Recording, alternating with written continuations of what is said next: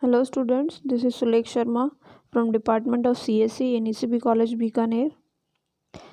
Proceeding towards our second linear data structures named as stacks.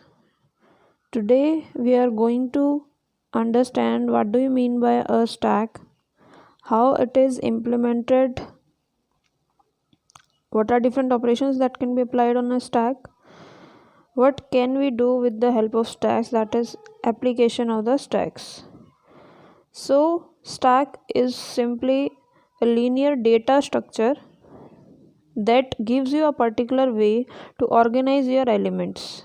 As we have discussed earlier also, what was the definition of data structure was simply a way in which data can be organized and different operations can be performed on that particular data. So stack gives you a particular you could say a particular structure in which your elements could be stored and retrieved.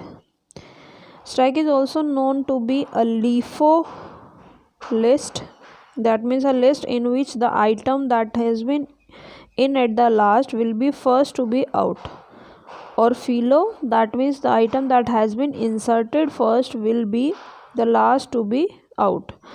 See, you have studied about array in previous video. To delete an element, to insert an element, to get an element out of it, to simply removal of any element, you just need the location where you want to insert the element or delete the element. But when we are saying about stacks, we are not having another thing that is called as stacks. We simply make a limitation over your arrays that helps it to make a stack, and that limitation that we are imposing is in terms of this last in first out and first in last out. Another thing that make it different is the type of operation, the naming of operation that we have made particularly associated with the stacks. Generally we call when we are inserting a element in data structure as insertion and simply removal as deletion. Over here we name insertion of element to be a push operation and deletion of an element to be a pop operation. Let us see some real life examples of stack. These are the general example. As you can see, if we are having a pile of trays or plates, you cannot move the last plate out of it without removing all above it. If you want to remove your third plate, you need to first remove the top plate, then the second top, then you will get your plate that you wanted. Or any pile of books can be considered in the same way. See, this is not the case that you cannot pull it or you cannot get directly without removing the upper plates, but there could be a damage to your plates, or there could be you could say that the efficient method will be you should just move your upper plates first and then you should get the desired plate. Similarly also, if you are having a structure where elements are stored one after one over the other, then if you want to have your third element to be out, you need to remove your last element first, then you will remove your second last element, and only then you could remove your third last element, right? I hope it is making a little sense now. Again, stack is a group of elements where insertion and deletion, or I would say push and pop of a element happens only at one end, and that one end from where your push and pop operation takes place is generally referred to as top, right? If you are having a collection of elements in which you are inserting the elements, then we are just restricting our array to for the insertion to take place only at the one end, that will be considered as the top, and if you want to remove that element, you need to do that only from that specific end that we have designated as top. It's not the case, again I am telling you, that you cannot do from the other side, but as we are imposing our restriction to make it a stacks, that's why you will use the term top for it. these are two different implementation of stack, where one is using arrays and another with the help of pointers or linked list, you could say. Simply this is how we are making our push and pop operation. As you can see over here that a stack has been shown where your starting index or starting position of the element has been designated with the help of 0. Next element when will be inserted, it will be inserted at position number 1. Next when it will be inserted, it will be inserted at position number 2, 3, 4 and so on. So till now your array is having a size of 5, that means at least 5 elements can be inserted as seen in the picture, but we have inserted only 3 elements. So the element that is on the top of our elements is number 30 and its position is designated with the help of variable top. So over here the value of top will be 2. So this is how we make an array a stack, or this is how we are going to implement our stack with the help of arrays, right? Now as we are having the limitations with arrays that it is having a fixed size, the same thing happens with stack also when we are implementing it with the help of arrays. But now that limitations help us to identify two different situations that are generally considered for stack, and that we will study in next slides. Before that, on another side we are showing the pointer implementation or linked list implementation of the stack. As we haven't studied our linked list yet, just for a brief, that when the items are associated or relate together or attached together with the help of pointers, then it becomes a list known as linked list.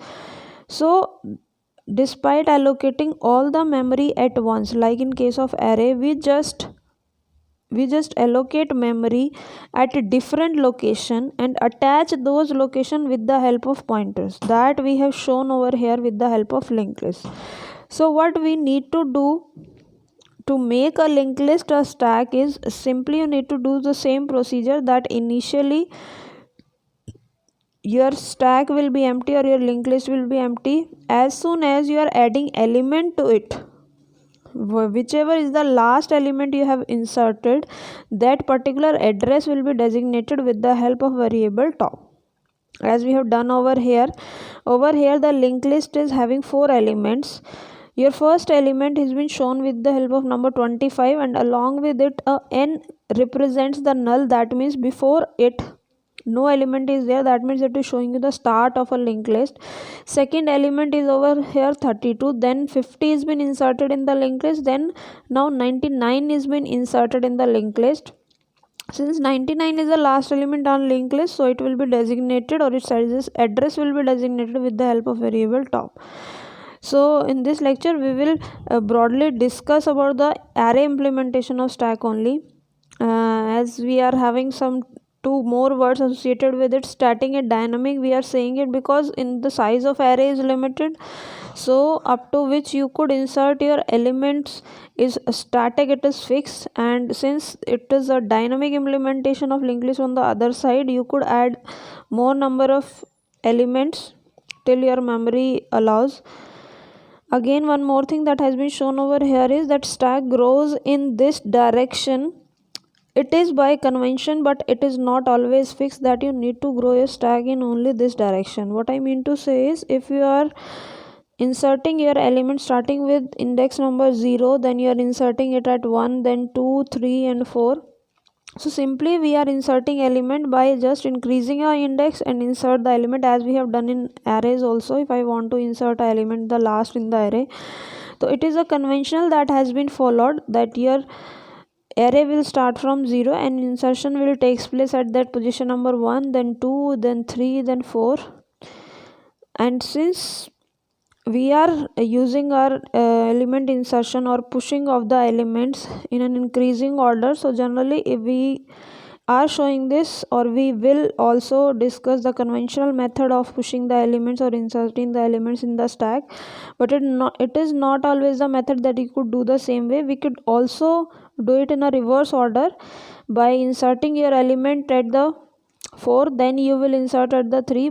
The only difference will be when you are inserting element with this method that has been shown in the pic, you need to first increment, that means your top value, that means the value of the top or the position that is been stored in the top will always increment. But on the other side, if we are we want our stack to grow in opposite direction, we need to just decrease the value of stack whenever I want to add element in the stack. So that is the only difference. That really don't mean that you cannot, you could not proceed with the other direction. Yes, we can proceed with the other direction, but generally it is a conventional method that whenever insertion takes place, we just increase the number of elements and index positions. So we generally use this method, right? So on the other side, if you want to go with the opposite direction, then you need to keep in mind that you need to start with the last element position while inserting, while pushing your element, first element. Then you need to go on decreasing that position number when you are getting your element inserted after the last position, and so on. After that, the operations, as we have discussed also, that inserting a element at, now the you could see whether we are proceeding in upward direction or your stack is growing in upward direction or increasing direction or decreasing direction. We have imposed a limit on this particular array that you can only insert the element only with the help of that top variable, only the end where your top has been specified. So insertion and deletion happens only at one end in the stock, and hence your insertion is happening only at the one end. Whenever you are adding next element and you want to remove, as we have discussed about LIFO, the element that has been added at last, that has been in to the stack at last, will be first to out. If we are considering example as shown here, that 30 is the last element. Now if I want to access our element 20, or I want to remove element number 20, I first need to remove element 30, then only I can remove 20, otherwise not. These are the two operations. Push is just adding a new item to the top of the stack. Since to add an element to the top of the stack, we will be in a need of the element. What element I need to add? Suppose after 30 I want to add 40. So over here the item variable is showing you that particular value that you want to add at the top. When we are talking about deletion, whatever, if, as we know that deletion will always be from the top, always be from one end that is designated by top. So whatever value we are having at the top location of the stack will be removed. So simply we do not require any variable over here, although we can use just to designate that which value has been removed before it's popping up or before it has been removed from the stack. So these are two operations that we are going to discuss. Before that, these are the conditions that I was talking about because of the fixed size, fixed size of the array. Now if you are having 5 elements in an array, if you can store only 5 elements in the array, starting with your first location, first position, you will insert second, third, fourth and fifth. And since your array is having a limited size, when you will try to add a sixth element, it will overflow. Generally these terms has been taken like, if you consider a glass that is full of water, whenever you would try to put some more water in it, it will overflow. The same terminology has been used over here. Whenever we want to add some more items or push some more elements to a stack, after the stack is full, the condition is known as overflow. Similarly, when we are going on popping up the element one by one and your stack is empty and still I want to try to delete the element, still I want to pop an element, it cannot happen because the stack is not containing an element. The situation is known as underflow. Once again, when your stack is full, you want to insert more element in the full stack, the condition will be known as overflow because it cannot be added. Similarly, when your stack is empty and you want to remove an element from the stack, it will be considered as underflow. Why we are discussing these conditions, or why we'll be in a need of these conditions? Because when we are going to study the operations that can be applied on stack, the functions that we could use to insert and delete element from the stack, whenever you are pushing a value to the stack, you need to first check whether your stack is full or not. So if your stack is full and user has told you to insert a value, you will not insert it, you will simply tell the user that it is overflow. That's why it's the same case we have to do with underflow also. Whenever a user want to delete more element and whenever user want to pop an element, after the stack is empty, more elements cannot be popped. So you cannot just simply go on doing the procedure of deleting the element. Before it, you will simply warn your user that more elements cannot be deleted, and you will show a underflow condition to the user. That's why these conditions are important whenever we are performing push and pop over the stack. This is image is giving you just an idea how your push operation generally takes place. And initially your stack was empty, as it is been shown here, no element was there. After that, one push operation, as if you remember, we have written push bracket item, and I have told you that item will be that value that you are pushing to the stack. So over here a is the value that we are pushing to the stack. So initially your insertion of a will takes place in your stack, and the value of top, when the stack was empty, the top initially was null. When you add one value, the value of top become 1. While implementing in your any language, you could start it with 0 also, no issues. So after, when you will add another item, the top value will become 2. So if we talk in terms of implementation of this stack operation, how we are going to do this? Before inserting an element, you first need to increase the value of top, right? Until and unless you are not having any index of the array, how you could insert an element? Initially the array was empty, you need to insert it in the 0th index or first index when you are adding.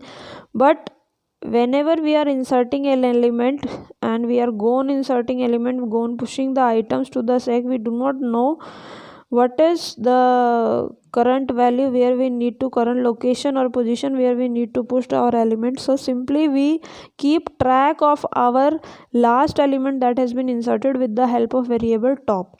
So again, this top is giving you the index number or the position number where your latest element is being in the stack, right?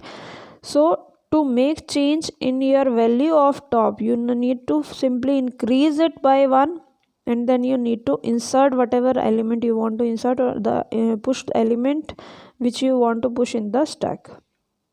I hope it is clear. Again, initially your value of the top was null. Then what we will do, we will simply, when you want to insert an element, when we want to push a new element to the stack, I will increase the value of top by 1. After increasing the value of top, I will simply insert item A to index top, right?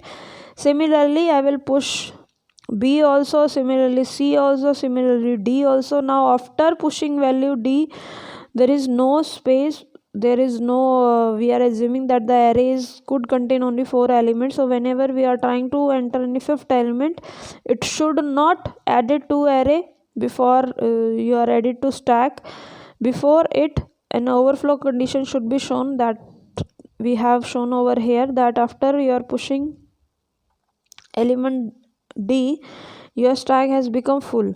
Now if you want to perform push of E element inside your stack, before that a warning condition of stack overflow will be shown to the user. Now let us see how the algorithm of push operation can be written. Over here, push is the name of the function that we are calling. Stack is the name of the array in which I want to push the elements. Top, as we have discussed, is giving you the position of position of latest element or the top element of the stack. Size, over here we have used with the n, that n is the size of array or total, the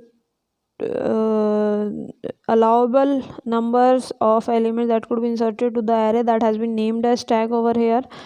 And this will be used when we are going to check for overflow condition. If your value of top has become equal to the value of size of your array that we are designated with n over here, then you will simply say that it is an overflow condition and you will exit. You will not perform any insertion after that.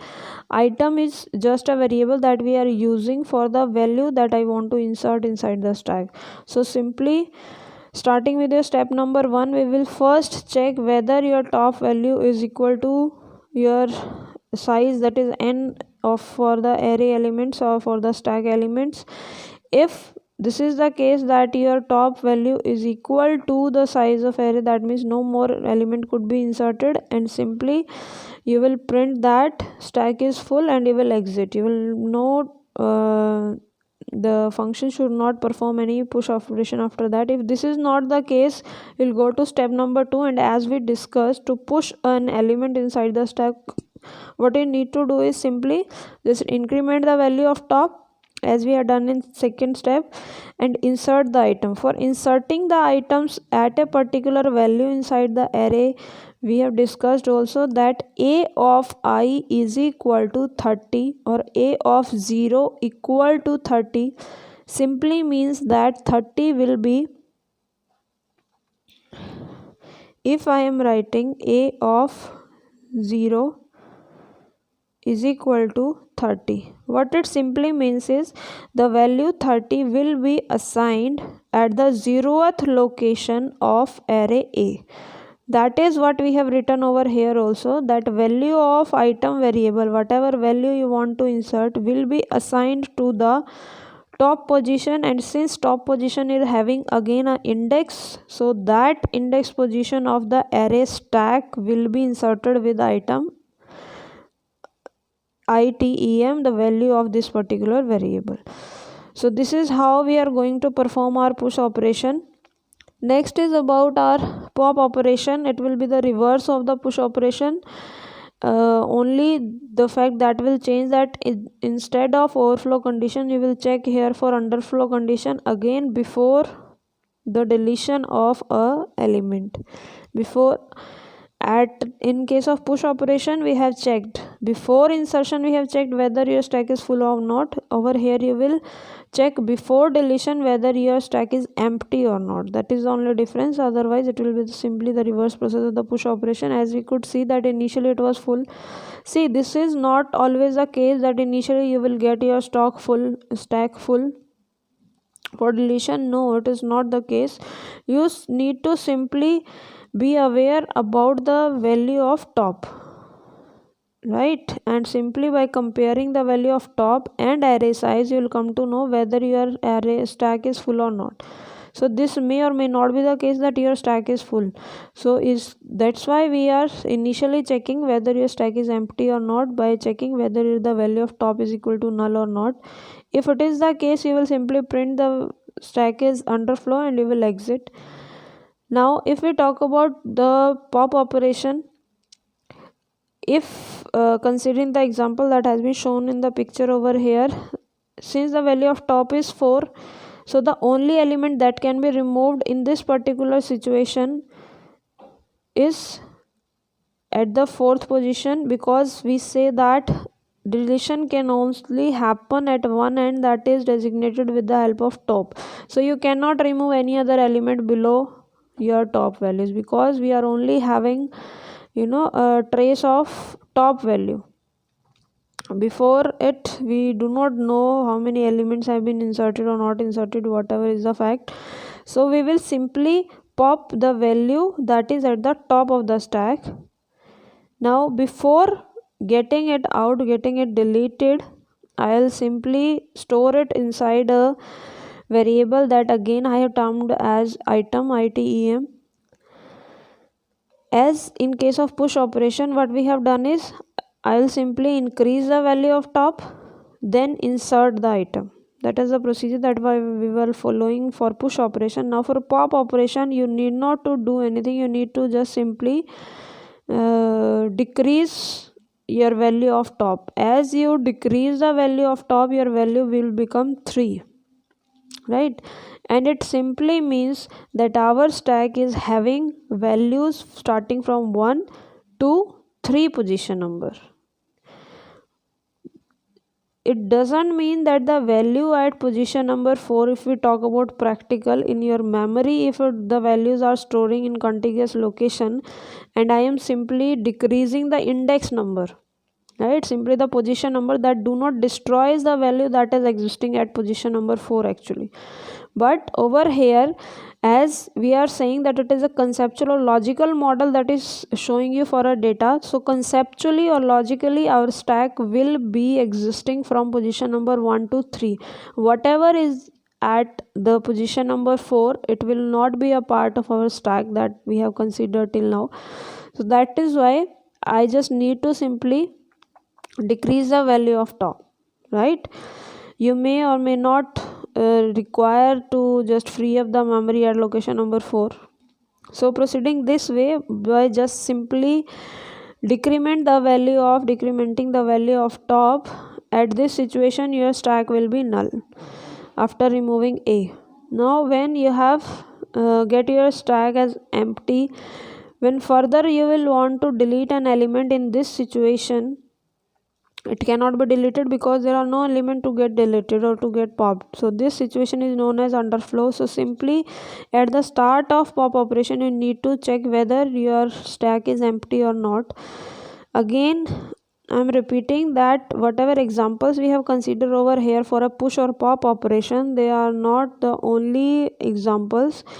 Your array or your stack that we are implementing with the help of array could be in any form. It may be full, it may be halfway, it may be there are just 2 elements or 4 elements. So despite that fact that we are not knowing the number of elements that has been inserted, we are just knowing that the value of position number, that is top element, we could access. With the help of that value only, we are going to check whether our stack is full or empty, whether we could insert more elements or whether we could remove more elements, and so on, right? So please do not consider them as standard examples, or just do not make any image in your mind that your stack could only look this way. It could have 1 element also, 2 element also, 3 elements also, but the operations, the condition check that you are going to perform in both push and pop will remain same, whatever is the number of elements in your stack, right? So getting to the implementation of the algorithm for pop, again stack is the name of the array that we are representing as stack, that we are using as stack, and top is the again index of the topmost element.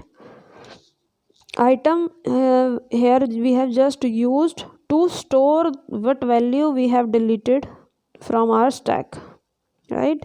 So before deleting, the only thing we need to check is for underflow, and that will be check if your top value is equal to null or 0.